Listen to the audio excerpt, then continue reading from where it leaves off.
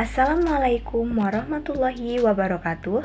Perkenalkan, nama saya Mustika Ningtyuang Kumolojati dengan NIM 232180092. Prodi PGSD kelas 2B Fakultas FKIP dari Universitas Muhammadiyah Purworejo. Oke, di sini saya akan menjelaskan materi tentang perkembangan peserta didik sekolah dasar. Yang pertama ada perkembangan individu. Perkembangan individu merupakan pola gerakan atau perubahan yang secara dinamis dimulai dari pembuahan atau konsepsi dan terus berlanjut sepanjang siklus kehidupan manusia yang terjadi akibat dari kematangan dan pengalaman. Selanjutnya, perubahan dalam perkembangan individu.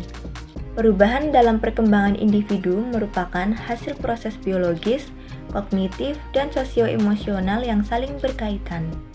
Next, perkembangan peserta didik. Perkembangan peserta didik merupakan bagian dari pengkajian dari penerapan psikologi perkembangan. Manfaat mempelajari perkembangan peserta didik.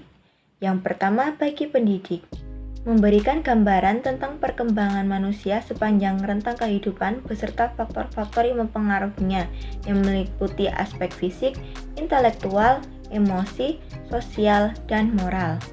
Yang kedua, manfaat bagi peserta didik, yaitu memiliki pengetahuan tentang konsep-konsep perkembangan peserta didik sebagai individu maupun makhluk sosial dalam menjalani tahapan perkembangan dari prenatal hingga lanjut usia.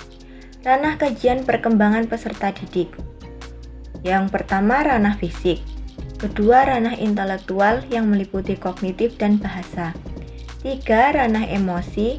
Empat, ranah sosial yang di dalamnya termasuk perkembangan moral. Tugas-tugas perkembangan siswa sekolah dasar. Pertama, belajar keterampilan fisik yang diperlukan untuk bermain.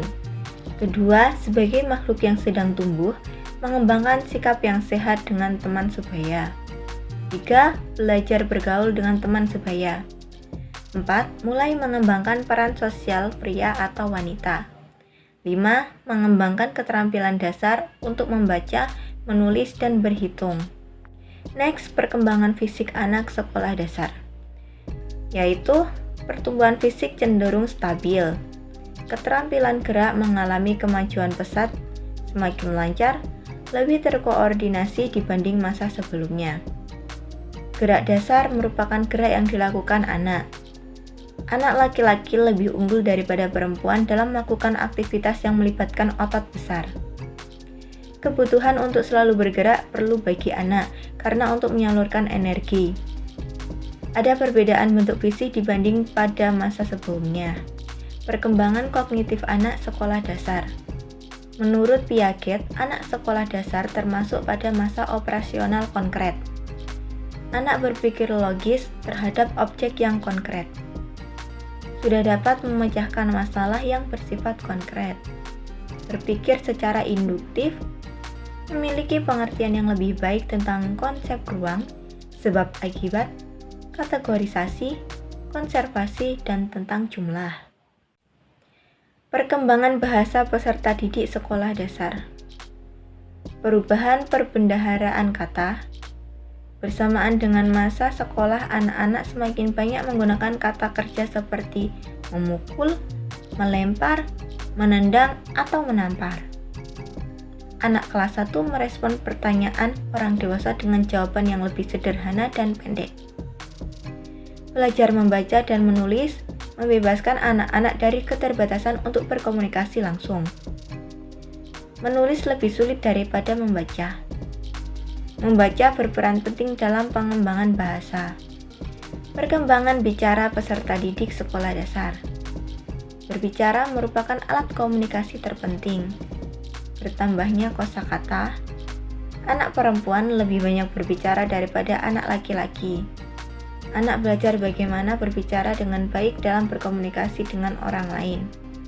Next, perkembangan minat membaca peserta didik sekolah dasar. Sampai usia 8 tahun suka membaca cerita-cerita khayal. Anak laki-laki lebih suka membaca cerita tentang hal-hal yang sifatnya menggemparkan, misterius, dan kisah-kisah petualangan, sejarah, hobi, dan sport.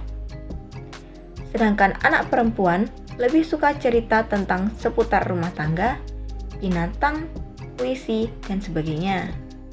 Perkembangan moral peserta didik sekolah dasar. Sudah memahami aturan, norma, dan etika yang berlaku di masyarakat. Perilaku moral banyak dipengaruhi oleh pola asuh orang tua dan perilaku moral dari orang sekitar. Selanjutnya, perkembangan emosi peserta didik sekolah dasar. Emosi memainkan peran yang penting dalam kehidupan anak.